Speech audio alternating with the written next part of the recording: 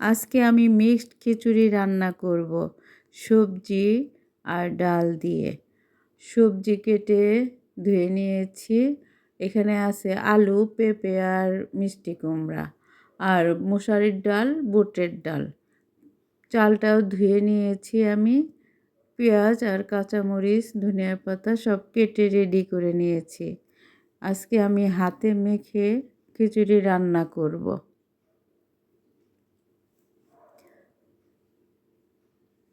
পাতিলায় আমি আগে চালটা ঢেলে নেব, তারপরে একে একে আমি সব উপকরণ দিয়ে দিব।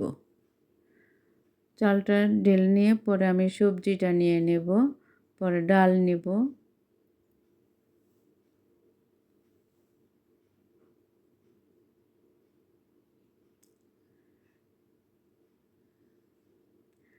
চালের চেয়ে আমি সবজিটা বেশি দিয়েছি, আর ডালটাও দিয়েছি পরিমাণে। মসুর ডালটা একটু কম নিয়েছি আর বুটের ডালটা পরিমাণ মতো নিয়েছি আর কি।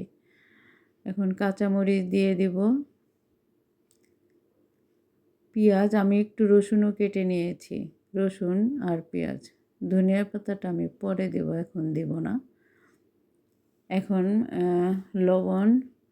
লবণ দিব, আদা রসুন বাটা দিয়ে দিলাম।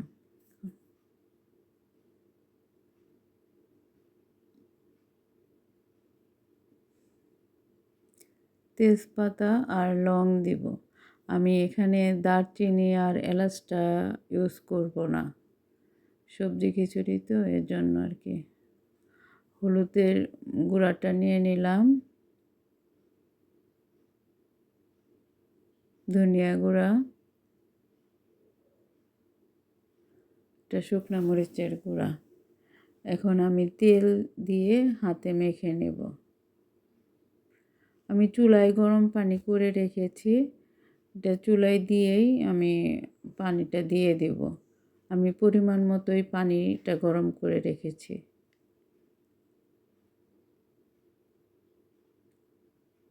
আমি কিন্তু কাউকে রান্না শেখাই না, আমি নিজে করি, সেটাই আমি এখানে উপস্থাপন করি।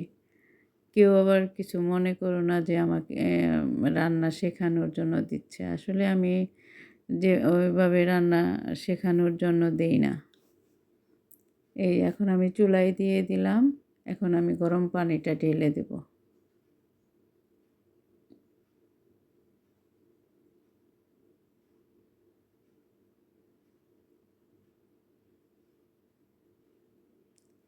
গরম পানিটা আমি পরিমাণ মতোই করে রেখেছি। জানি না খিচুড়িটার কালার কেমন হচ্ছে। কালার যাই হোক, খেতে মজা হলেই হয়েছে।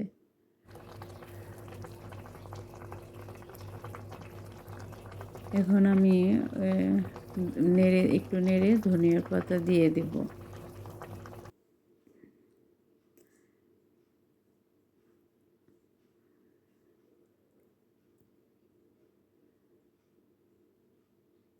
আমি খিচুড়িটা একদম শক্ত করব না, একটু হালকা একটু নরম করে রান্না করব।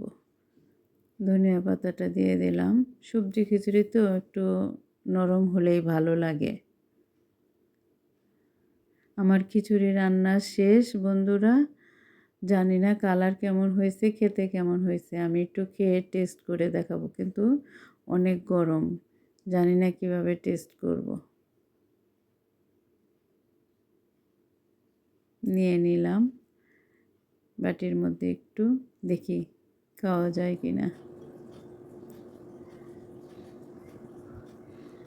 অনেক গরম বন্ধুরা, মুখে দিয়েও যাচ্ছে না।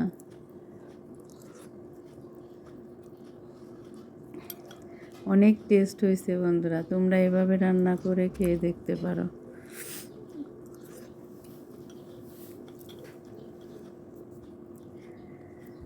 ভালো থেকো বন্ধুরা, দোয়া করো। আল্লাহ হাফেজ।